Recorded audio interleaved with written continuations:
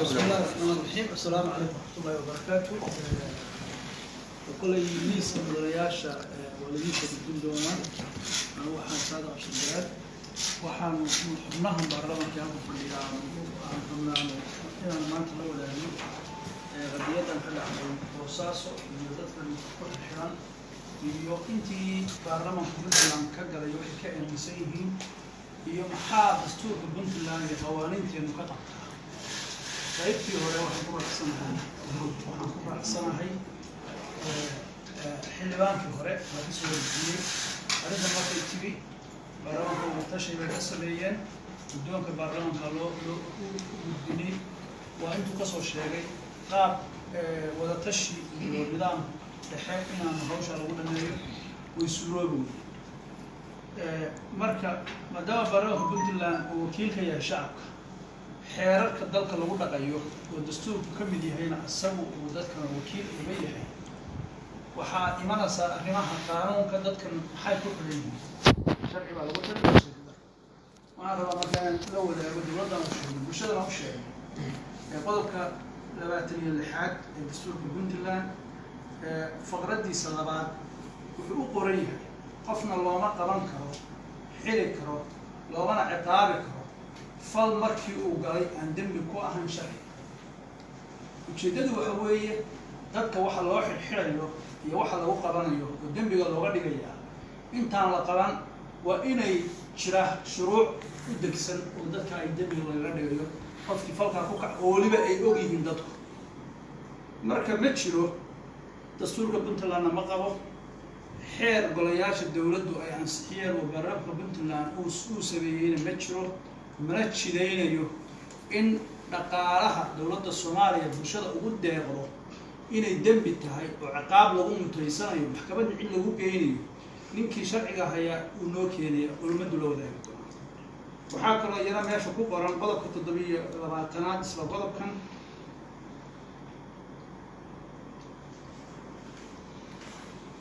qodobka afraad 7 faqradiisa afraad leeyahay sana kasta waa in 48 saacadood gudahood lagu horgooyo maxkamadda waxaa loo dadkaas inaan dadka la iska xiran jeel lagu haysan xabsi xalaalayn wax la dastuurka mooqala xeer ilaalin iska haysan karta ma jirto qofkan xuquuq uu leeyahay 48 saacadood ka badan maxkamad la'aan wixii loogu haysto iyo cidda haysataa dambi dastuuri ku jirta loo marka waxaan rabnaa labada qodob ee dastuurka hadda aan soo qaatay labaduba waxay lid ku yihiin oo ciddii amarka bixisay iyo ciddii hadda xabsiga haynteeda ka shaqeynaysa dastuurka Puntland ay xadgudub ku sameeyeen marka waxaan ugu baaqanaa dadka xorriyadooda in la siiyo aad baan uga xunnahay waa ka tacsiyeynaa waa wax xun runtii bini aadmiga dadku waxay dastuurka u sameysteen qawaaniinta u degsadeen Puntland jiritaankeeda aasaas waxa iyo dawlad kasta waddanka ka jirtaba dadku waxay degsadaan in lagu shaqeeyo مسؤولينta xilalka haysto aan ka mid nahay waxay xilalka ku hayaan waa buugan shacab sima baan ahayn qof kasta xilka uu hayo wuxuu ku hayaa qodob ka mid ah buugan bulshada ku heshiisay waxaan ugu baaqanaa hay'adaha garsoorka iyo hay'adaha amniga iyo cid kasta oo arrinta ku lug leh inay dadkaas xorriyadooda la siiyo oo waliba degdeg loo siiyo oo shuruud la'aan loo siiyo waxay xaq u leeyihiin magdhow ka qaanuunku jideeyo wixii qof sharci darro lagu xiro wixii xaq u yeelan lahaa xaq u yeelanayo taasna waxaan rabnaa hadii hawshaas sidii samaqataynta aan ka galay loo sii deyn waayo dastuurka laftiisa wuxuu keenayaa lagu xisaabtamo aan ka wada hadno baarlamaanka Puntland oo gudbinayna wixii khilaafaad ah ee golaha xukuumadda Puntland iyo golaha xukuumadda federaalka u dhaxeeya nidaam loo wajahay inay bulshada Puntland ku qaybsanto inay noqoto inay khilaafaadka siyaasadeed oo marna la iskhilaafo marna la heshiiyo inay matqaana ay kasabto in bulshada Puntland buuq iyo khalkhal ay ku Puntland golayaal xubnaha ku leenahay arrimaha wixii tabasho ah ee xukuumadda Puntland ka tabanayso federaalka dee waxaan ku leenahay wakiilo iyadoo lafteeda dariiqeeda in loo maro wakiiladaas wixii haday wax ka jiraan ay wax ka qabtaan taamarka waxaan leeyahay iyadoo ku dheeraan meel annagaas waxaan si gaar ah u xusanaa shacabka Puntland iyo dawladda Puntland iyo Soomaaliba